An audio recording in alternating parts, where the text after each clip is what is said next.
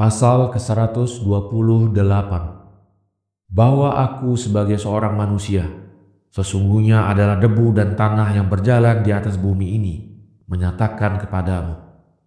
Pernah ada dua orang naik ke bait Allah, yang satu seorang Farisi dan yang lain seorang pemungut cukai. Dari itu kukatakan kepadamu, wahai saudara-saudara, bahwa aku sebagai seorang manusia dari debu dan tanah yang berjalan di atas bumi ini, menyatakan kepadamu, lawanlah hawa nafsu dan ketahuilah dosa-dosamu. Kukatakan kepadamu, wahai saudara-saudara, bahwa setan itu telah menyesatkan kamu melalui tentara Romawi, ketika kamu mengatakan bahwa aku ini adalah Allah.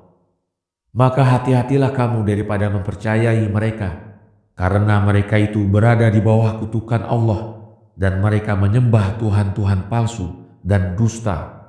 Sebagaimana kutukan itu telah dimintakan kepada mereka oleh Bapa kita Daud, katanya bahwa Tuhan-Tuhannya umat-umat itu adalah perak dan emas, ciptaan tangan-tangan mereka. Berhala-berhala itu mempunyai mata tapi tiada mendengar, mempunyai hidung-hidung tapi tiada mencium, mempunyai mulut tetapi tidak makan, mempunyai lidah tetapi tidak dapat bertutur, mempunyai tangan-tangan tetapi tidak dapat memegang, dan mempunyai kaki-kaki tetapi tidak dapat berjalan. Dari itu Bapa kita Daud telah berkata sambil memohon kepada Tuhan kita yang maha hidup. Seperti itulah pula sifat mereka yang membuatnya, bahkan setiap orang yang bersandar kepadanya juga seperti itu. Wahai manusia, suatu kecongkakan yang tidak pernah terdengar bandingannya, yaitu kecongkakan seorang manusia yang melupakan keadaannya, lalu ingin membuat Tuhan menurut hawa nafsunya, padahal Allah telah menciptakan dia dari tanah. Dan dengan demikian ia mengejek Allah dengan ketenangan, seakan-akan ia berkata, tiada faedah dari penyembahan Allah, karena begitulah yang diperlihatkan oleh perbuatan-perbuatan mereka. Sampai kesitulah setan hendak membawa kamu, wahai saudara-saudara, di waktu ia mendorong kamu untuk mempercayai bahwa aku ini adalah Allah. Padahal sesungguhnya aku ini tidak berdaya menciptakan seekor lalat, bahkan aku sendiri akan lenyap dan fana, tiada mampu memberikan kepadamu sesuatu yang berfaedah, karena aku sendiri masih membutuhkan kepada segala sesuatu.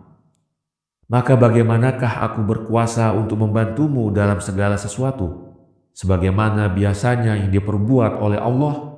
Apakah kita ini berolok-olok, padahal Tuhan kita itu maha besar, yang telah menciptakan dengan titahnya jagat raya beserta segala bangsa bersama berhala-berhala mereka?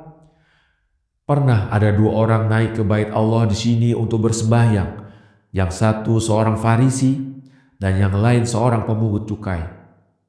Maka Farisi itu mendekat daripada relung suci, kemudian bersembahyanglah dia sambil menengadahkan wajahnya ke atas. Katanya, aku bersyukur kepadamu, wahai Allah Tuhanku, karena aku bukan semacam manusia-manusia yang berdosa, yang melakukan segala maksiat. Khususnya bukan seperti pemungut cukai ini, karena aku berpuasa 2 kali tiap minggu. Aku mengeluarkan 1/10 dari segala yang kudapat. Adapun si pemungut cukai itu, maka ia berdiri agak jauh sambil membungkukkan diri ke bumi. Lalu ia sambil menundukkan kepala dan memukul dadanya. Katanya, ya Tuhan, sesungguhnya aku tidak layak untuk melihat ke langit, pun tidak layak untuk melihat ke relung suci-Mu, karena aku telah banyak berbuat dosa. Dari itu rahmatilah aku ini. Sungguh kukatakan kepadamu bahwa pemungut cukai itu turun dari rumah peribadatan lebih mulia daripada orang Farisi itu, karena Tuhan kita telah menerimanya dan mengampuni semua dosa-dosanya. Adapun si Farisi itu, maka ia turun dalam keadaan yang lebih buruk dari si pemungut cukai, karena Tuhan kita telah menolaknya dan mencerca perbuatannya. Pasal ke-129. Layakkah sebuah kapak berbangga? Layakkah umpamanya sebuah kapak berbangga karena ia memotong semak belukar di mana manusia yang membuat kebunnya? Tidak, sekali-kali tidak.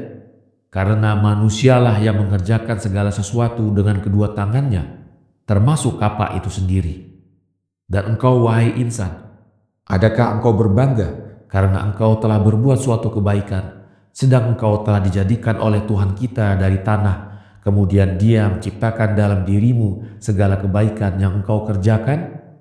Lalu mengapakah engkau menghina kerabatmu? Tidakkah engkau ketahui bahwa jikalau tidak karena pemeliharaan Allah kepadamu, niscaya engkau akan menjadi lebih jahat daripada setan? Tidakkah engkau ketahui bahwa satu dosa telah merubah malaikat yang terbagus menjadi sejahat-jahat makhluk yang terbenci itu?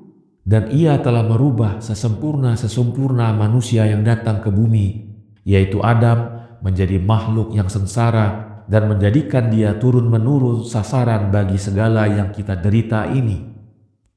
Izin yang manakah bagimu yang memberikan engkau hak untuk hidup menurut hawa nafsumu tanpa sedikit kekhawatiran? Celakalah bagimu, wahai gumpalan tanah, karena dengan kecongkakanmu terhadap Allah yang menciptakanmu itu, akan terhinalah engkau di bawah telapak kedua kaki setan yang sedang berdiri menghadangmu itu. Kemudian setelah Yesus menguraikan demikian, ia berdoa sambil mengangkat kedua tangannya kepada Tuhan. Sedang khalayak ramai mengatakan, "Hendaklah terjadi demikian, hendaklah terjadi demikian." Dan ketika ia selesai sembahyang, turunlah ia dari altar. Lalu mereka mendatangkan sejumlah besar dari orang-orang yang sedang menderita sakit. Maka ia menyembuhkan mereka, kemudian ia keluar dari rumah peribadatan itu. Kemudian Yesus diundang untuk bersantap roti oleh seorang yang pernah berpenyakit sopak yang bernama Simon. Lalu ia disembuhkan oleh Yesus.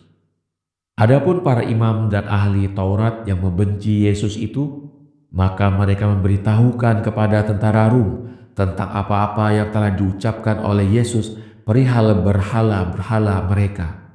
Karena sebenarnya mereka sedang mencari kesempatan untuk membunuhnya, tetapi tiada mereka temukan, karena mereka takut kepada masyarakat. Maka ketika Yesus masuk ke rumah Simon, duduklah ia di depan meja makan. Dan di saat ia sedang bersantap, tiba-tiba masuklah seorang perempuan jalang yang bernama Maryam, lalu merebahkan dirinya ke tanah di belakang kedua telapak kaki Yesus. Kemudian ia membasuhnya dengan air matanya dan menyapunya dengan minyak wangi dan mengusapnya dengan rambut kepalanya. Maka agak kecewalah Simon bersama mereka yang sedang makan. Mereka berkata dalam hati, "Jika orang ini nabi, niscaya ia mengetahui siapakah gerangan perempuan ini, dari golongan apakah ia, dan tidak akan mengizinkannya untuk menyentuh dia." Di saat itu Yesus berkata, "Ya Simon, sesungguhnya ada sesuatu yang ingin kukatakan kepadamu." Simon menjawab, "Katakanlah wahai guru, karena aku sungguh suka mendengarkan uraianmu."